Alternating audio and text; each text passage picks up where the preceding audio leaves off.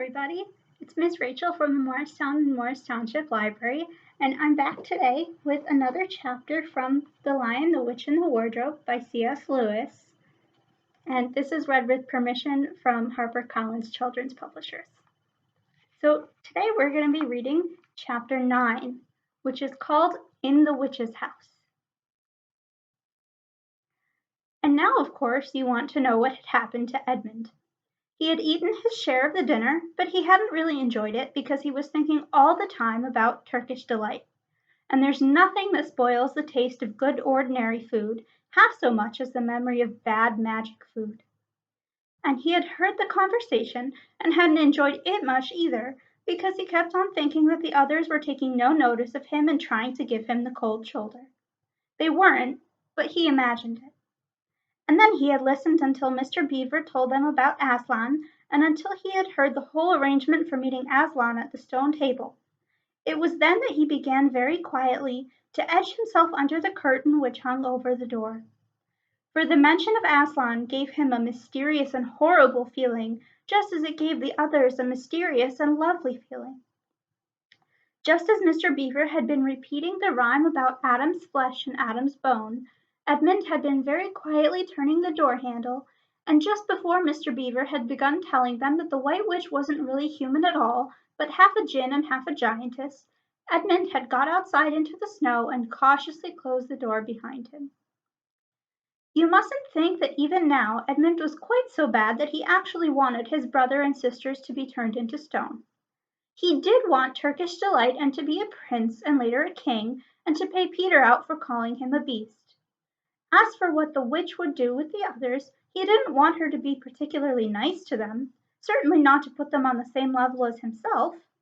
But he managed to believe, or to pretend that he believed, that she wouldn't do anything very bad to them. Because, he said to himself, all these people who say nasty things about her are her enemies, and probably half of it isn't true. She was jolly nice to me anyway, much nicer than they are. I expect she is the rightful queen really. Anyway, she'll be better than that awful Aslan. At least, that was the excuse he made in his own mind for what he was doing. It wasn't a very good excuse, however, for deep down inside him he really knew that the White Witch was bad and cruel.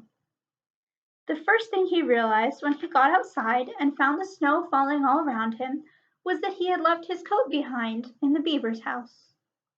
And of course there was no chance of going back to get it now. The next thing he realized was that the daylight was almost gone, for it had been nearly 3 o'clock when they sat down to dinner, and the winter days were short. He hadn't reckoned on this, but he had to make the best of it. So he turned up his collar and shuffled across the top of the dam. Luckily it wasn't so slippery since the snow had fallen, to the far side of the river. It was pretty bad when he reached the far side. It was growing darker every minute, and what with that and the snowflakes swirling all around him, he could hardly see 3 feet ahead. And then, too, there was no road.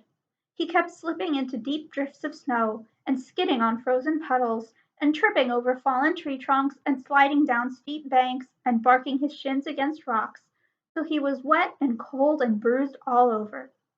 The silence and the loneliness were dreadful. In fact, I really think he might have given up the whole plan and gone back and owned up and made friends with the others if he hadn't happened to say to himself, when I'm king of Narnia, the first thing I shall do will be to make some decent roads. And of course that set him off thinking about being a king and all the other things he would do, and this cheered him up a good deal.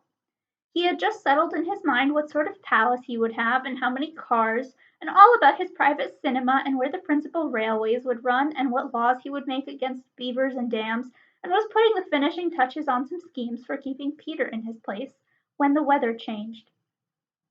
First the snow stopped. Then a wind sprang up and it became freezing cold. Finally the clouds rolled away and the moon came out. It was a full moon, and, shining on all that snow, it made everything almost as bright as day. Only the shadows were rather confusing. He would never have found his way if the moon hadn't come out by the time he got to the other river. You remember he had seen when they first arrived at the beavers a smaller river flowing into the great one lower down. He now reached this and turned to follow it up.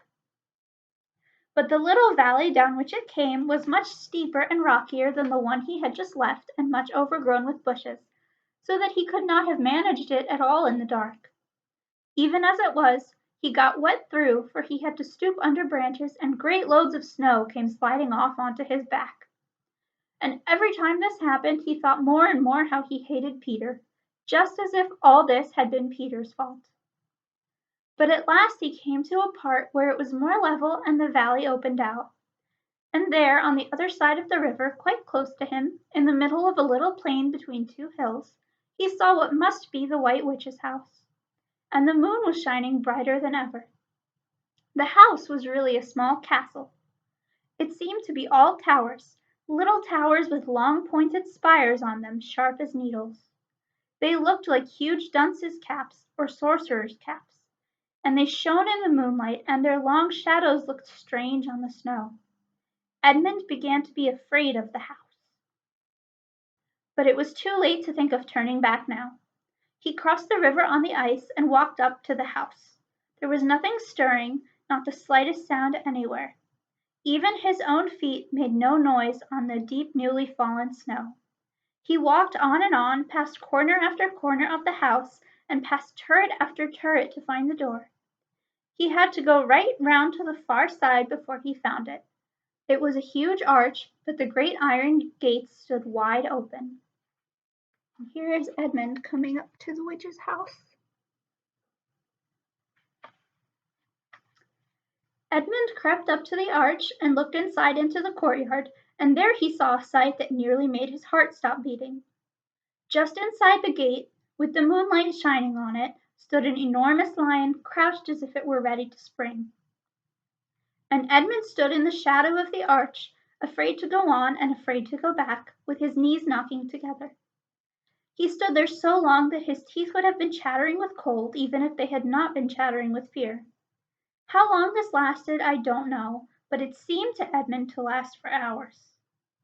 Then at last he began to wonder why the lion was standing so still, for it hadn't moved 1 inch since he first set eyes on it. Edmund now ventured a little nearer, still keeping in the shadow of the arch as much as he could. He now saw, from the way the lion was standing, that it couldn't have been looking at him at all. But supposing it turns its head, thought Edmund? In fact, it was staring at something else, namely a little dwarf who stood with his back to it about 4 feet away. Aha, thought Edmund, when it springs at the dwarf, then will be my chance to escape. But still the lion never moved, nor did the dwarf. And now at last Edmund remembered what the others had said about the White Witch turning people into stone. Perhaps this was only a stone lion. And as soon as he thought of that, he noticed that the lion's back and the top of its head were covered with snow. Of course it must be only a statue. No living animal would have let itself get covered with snow. Then very slowly and with his heart beating as if it would burst, Edmund ventured to go up to the lion. Even now he hardly dared to touch it, but at last he put out his hand very quickly, and did. It was cold stone. He had been frightened of a mere statue.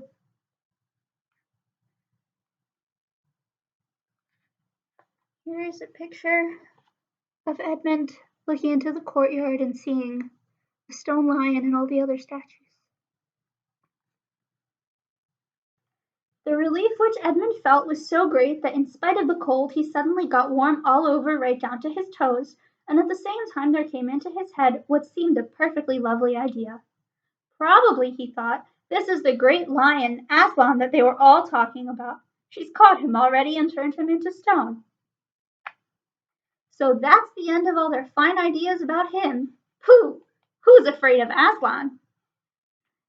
And he stood there gloating over the stone lion, and presently he did something very silly and childish. He took a stump of lead pencil out of his pocket and scribbled a mustache on the lion's upper lip and then a pair of spectacles on its eyes. Then he said, "Yah, silly old Aslan, how do you like being a stone? You thought yourself mighty fine, didn't you?" But in spite of the scribbles on it, the face of the great stone beast still looked so terrible and sad and noble, staring up in the moonlight, that Edmund didn't really get any fun out of jeering at it. He turned away and began to cross the courtyard. As he got into the middle of it, he saw that there were dozens of statues all about, standing here and there rather as pieces stand on a chessboard when it is halfway through the game. There were stone satyrs and stone wolves and bears and foxes and catamountains of stone. There were lovely stone shapes that looked like women but who were really the spirits of trees.